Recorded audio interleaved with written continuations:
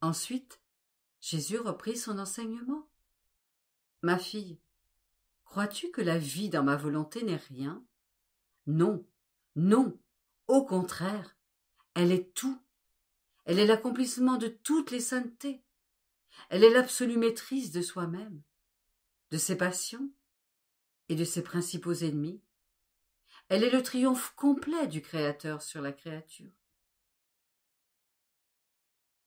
Celle qui adhère à ma volonté avec mon consentement et qui ne tente plus jamais de revenir à sa propre volonté n'a rien d'autre à me donner, et je n'ai rien d'autre à lui demander. Elle comble tous mes désirs et satisfait à toutes mes attentes.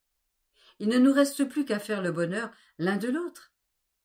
Il est vrai que je suis venu sur la terre pour racheter l'homme, mais mon premier objectif était que ma divine volonté puisse triompher de la volonté humaine.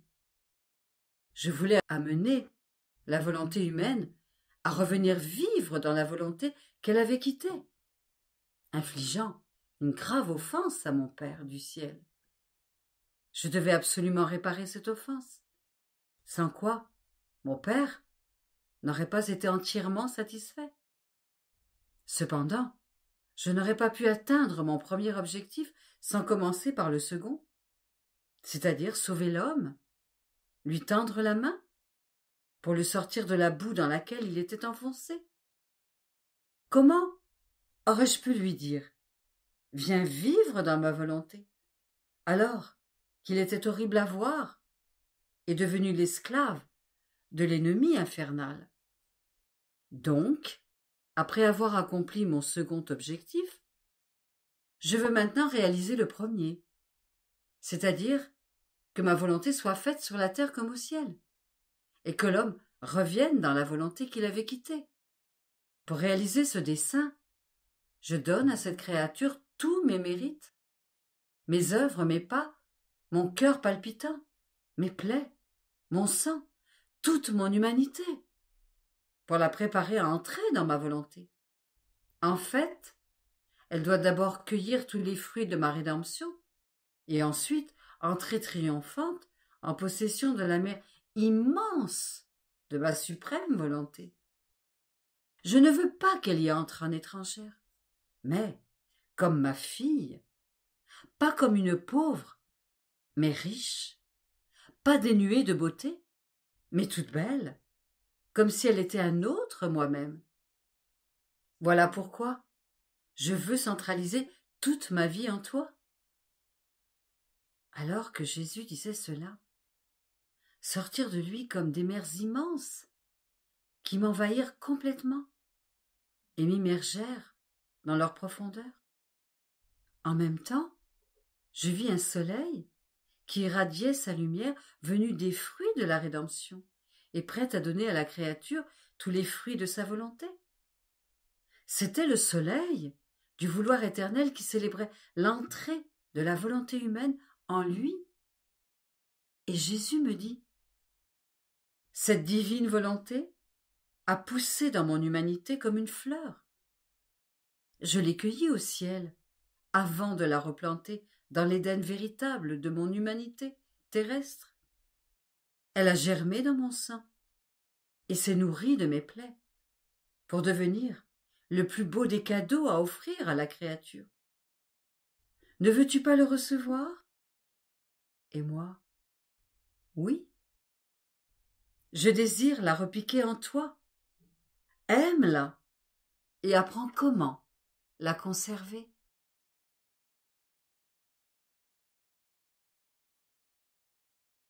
Par conséquent, ne sois pas surprise si j'attire ton attention sur la création et la reine souveraine, car je dois te montrer les plus parfaits exemples de vie pérenne, où ma volonté n'a jamais trouvé un obstacle à son champ d'action divine pour opérer des choses qui soient dignes d'elle.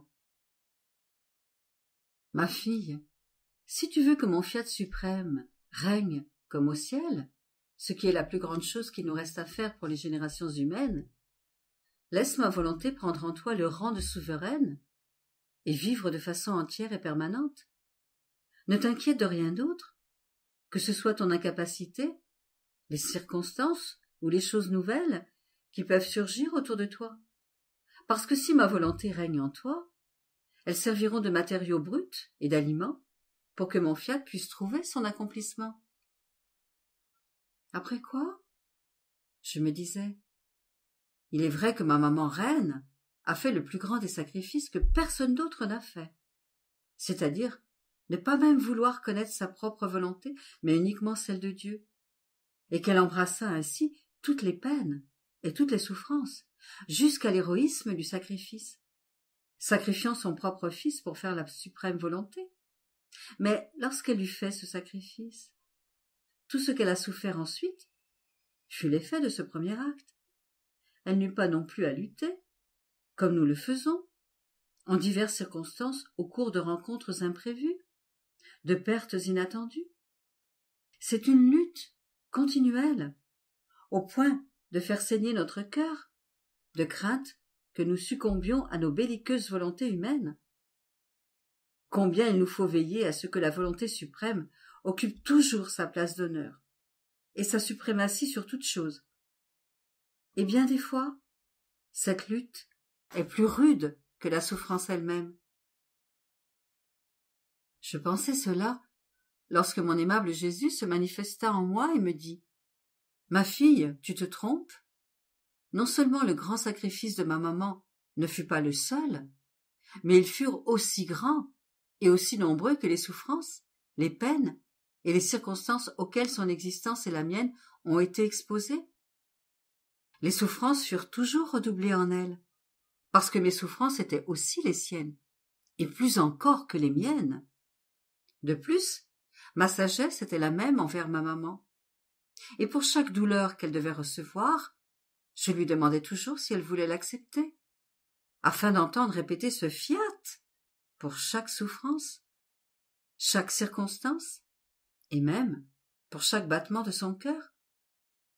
Ce fiat m'était si doux et si harmonieux que je voulais l'entendre répéter à chaque instant de sa vie.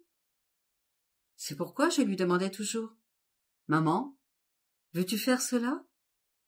Veux-tu souffrir cette peine ?» Et mon fiat lui apportait les mers des biens qu'il contient et lui faisait comprendre l'intensité de la souffrance qu'elle acceptait. Cette compréhension, par une divine lumière, de tout ce qu'elle devait souffrir, lui a fait subir un martyre qui surpasse infiniment la lutte que doivent subir les créatures. En fait, comme la semence du péché n'était pas en elle, elle n'avait pas non plus la semence de la lutte. Et ma volonté a dû trouver un autre moyen pour qu'elle ne soit pas inférieure aux autres créatures dans la souffrance, parce que devant acquérir en toute justice le droit de reine des douleurs, elle devait surpasser en souffrance toutes les créatures réunies. Combien de fois n'as-tu pas expérimenté que sans ressentir de lutte en toi-même, lorsque ma volonté voulait te faire comprendre les douleurs qu'elle t'infligeait, tu restais pétrifié par l'intensité de la souffrance. Et lorsque tu étais relevé de cette souffrance, tu étais le tout petit agneau dans mes bras, prêt à accepter encore plus de souffrances, auxquelles ma volonté voudrait te soumettre. Ah, ne souffrais-tu pas davantage que dans la lutte elle-même? La lutte est un signe de passion véhémente, alors que ma volonté, si elle apporte de la souffrance, donne l'intrépidité. Et avec la connaissance de l'intensité de la souffrance, elle apporte un mérite que seule la divine volonté peut accorder. Par conséquent, tout comme j'agis maintenant avec toi, en tout ce que je veux de toi, je commence par te demander si tu veux l'accepter. J'ai agi ainsi avec ma maman, ceci afin que le sacrifice puisse être toujours nouveau et me donner l'occasion de converser avec la créature, d'être avec elle, et que mon vouloir puisse avoir son champ d'action divine dans la volonté humaine.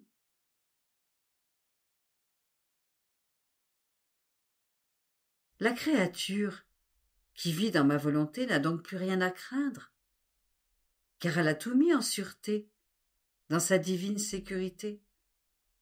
Par contre, la volonté humaine fait que toute chose est en danger, même la sainteté. Les vertus qui ne sont pas sous l'empire permanent de mon fiat sont sujettes à de continuels dangers et aux simulations. Les passions ont la voie libre pour mettre tous en dessus-dessous et jeter à terre vertu et sainteté formées avec bien des sacrifices. Si la vertu continuellement vivifiante et nourrissante de ma volonté n'est pas présente pour fermer toutes les portes et toutes les voies à tous les maux, la volonté humaine a une porte et des voies par où laisser entrer l'ennemi, le monde, l'estime de soi, les misères, les désagréments, qui sont le verre de bois des vertus et de la sainteté.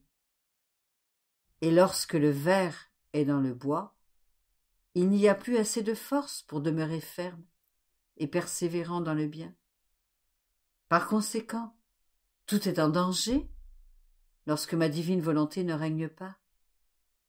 De plus, le mal, du fait que notre divine volonté ne règne pas parmi les créatures, est si grand que tout est en continuelle oscillation.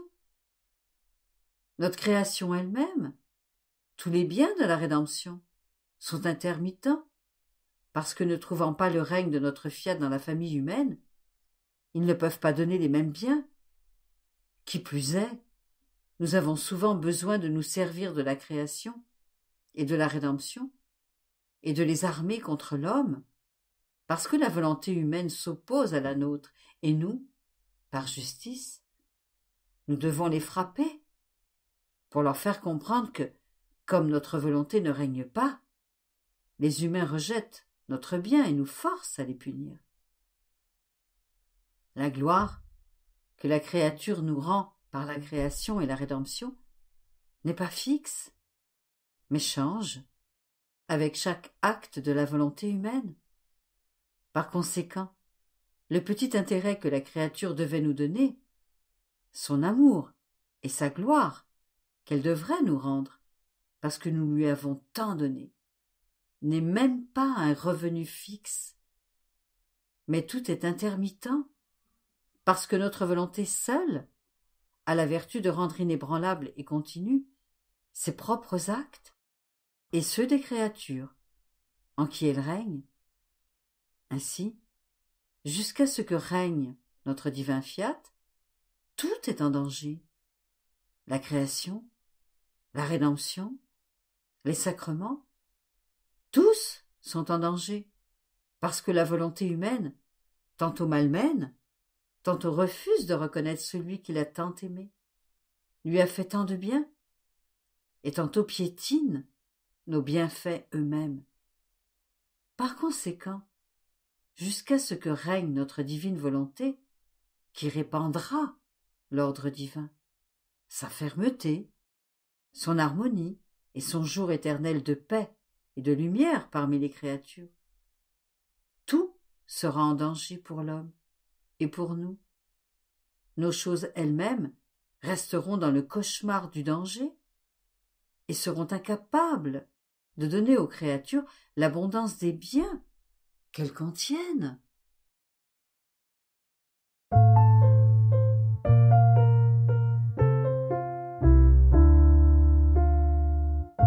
À d'autres, le développement et la douceur, et il n'existe pas de choses créées auxquelles le soleil ne donne de lui-même, de sorte que la créature, en se servant des plantes pour se nourrir, prend les effets et les intérêts que donne la lumière et que volontairement elle ne prend pas.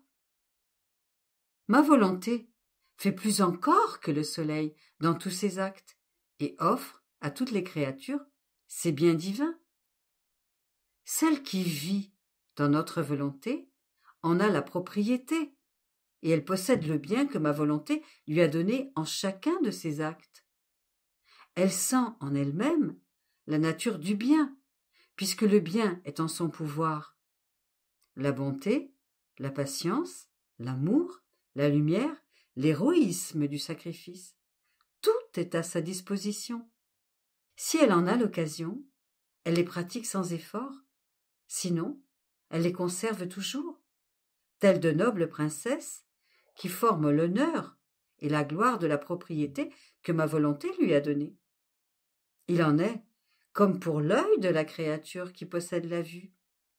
S'il est nécessaire de regarder et d'aider avec la vue qu'il possède, elle le fait.